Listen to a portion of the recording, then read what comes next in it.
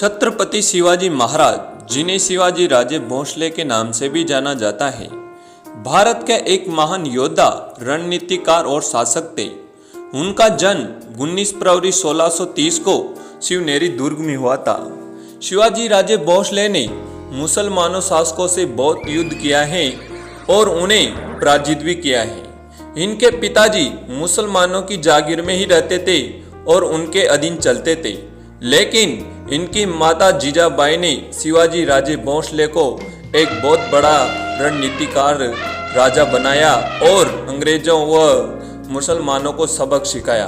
तो आज इनकी पूरी बात करने वाले हैं। तो आगे बढ़ने से पहले हमारे YouTube चैनल को लाइक सब्सक्राइब जरूर करें और पूरी वीडियो जरूर देखें। शिवाजी महाराज ने महज 16 साल की उम्र में तोरण किले पर कब्जा करके अपना सैन्य अभियान शुरू किया था।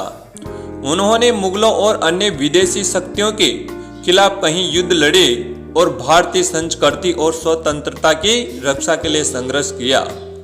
उन्होंने मराठा साम्राज्य की स्थापना की, जिसमें पश्चिम भारत में कई वर्षों तक शासन किया था।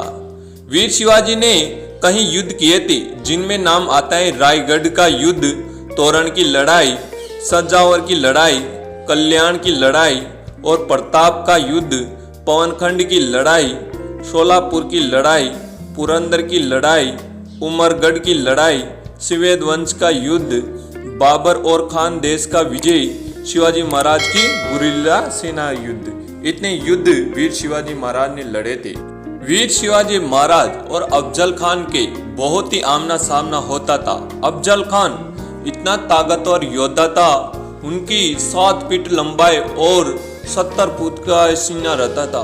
वो किसी भी राजा को अपनी खांक के नीचे दबाकर मार देता था। एक दिन ऐसे ही वीर शिवाजी को बुलाया और वीर शिवाजी को मालूम था कि अफजल खान ऐसे ही राजाओं को मारता है और पीछे से वार कर चाकू रोक देता था।